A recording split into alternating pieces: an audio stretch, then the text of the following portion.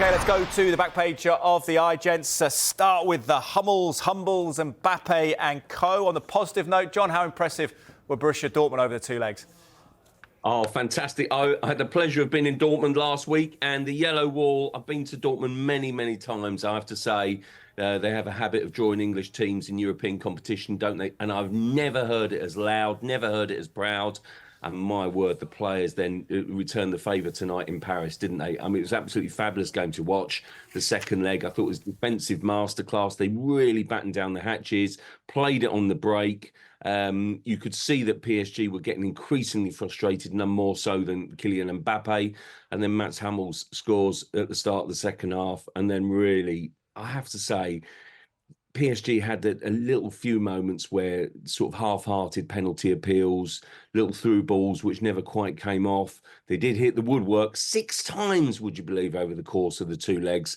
But I always felt that from the moment that Dortmund went 2 up over on aggregate that they would see it through. What a great story. They are the rank outsiders, I would say, from the quarterfinals onwards, if you like. It's a brilliant story. Could be a repeat of a previous Wembley final, couldn't it, if Bayern reach it as well? And I just so looking forward to seeing the kind of yellow army, won't be a yellow wall this time at Wembley, back at the National Stadium on June the 1st. I think it's a brilliant story for Dortmund. Fantastic achievement. Dortmund looking to win the trophy for a second time. David, how does it reflect on the strength of the Bundesliga side then? They've been also ranked, haven't they, in Germany, 5th, but they've got past the PSG, who've strolled the French title yet again. Yeah, it's not been a vintage Bundesliga season for Dortmund, but it just goes to show that this is a rarefied environment, the Champions League. Dortmund now through to their 3rd final, and strange things happen. We've seen it for many years, right back to, say, Jose Mourinho winning with Porto unexpectedly, and a number of others too. Edin Terzic has done a fantastic job. He doesn't seem to be talked about when looking at the vacancies for some of the jobs in, say, the Premier League. Yeah. I mean, it wasn't so long ago that he was an assistant at West Ham United, and now he's reaching the Champions League final. He was kind of a stopgap at one point, but now he's the main man. And John talks about the yellow wall. Well, it seems like it was inside the PSG goal tonight because everything was repelled, and it really was an impressive effort. Somebody like Hummels at his age, what a story that is, getting back to Wembley after the 2013 final. Of course, Marco Reus, who's going to be leaving the club. And then we look a bit closer to home, Jadon Sancho, sending a message maybe to Manchester United at their time of strife as he helps Dortmund through to the final. That's actually going to bring Manchester United some significant finance from the add-ons that were part of that loan deal in January.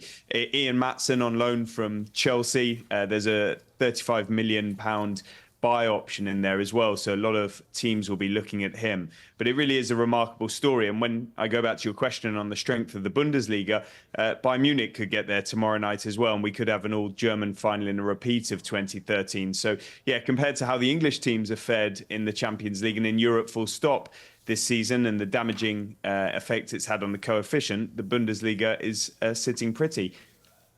Indeed, yeah, and Bayer Leverkusen possibly through to the Europa League final as well, well up against Roma. Telegraph, John carrying this as well. Matt finish, Hummels fires Dortmund to Wembley final. Jadon Joy is the headline in the Mail. What a story this is of Jadon Sancho then, John, from outcast at Manchester United to a Champions League final at Wembley.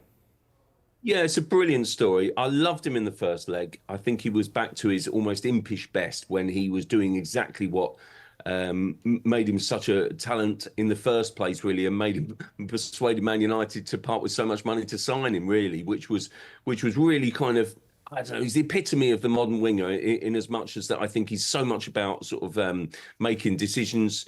His decision making was absolutely top class. He's, tried to sort of assist a couple of goals, was really busy, was really flamboyant on the night, and he really took the game by storm. I thought for me in the first leg, he was definitely the best player on the pitch overall. I love his intelligence and play, and he's such a scintillating, exciting player to watch. Tonight, it was much more, backs to the wall. He didn't have so much opportunity to shine. But what I would say is that really, I think he's done himself a power of good. There's a debate going on in Dortmund over whether they can afford him or not, whether they can sort of kind of afford the finance, because Dortmund really don't ever really spend over about the £35 million barrier on players to kind of get it done. But I'm sure, as David was alluding to, really, I do think United will probably part company with him in the summer if they can get the right deal. I can't see a way back for him, certainly under Erik Ten Hag. But who knows? If he shines well enough, then maybe the new incumbent, and I'm sure we'll come on to this story,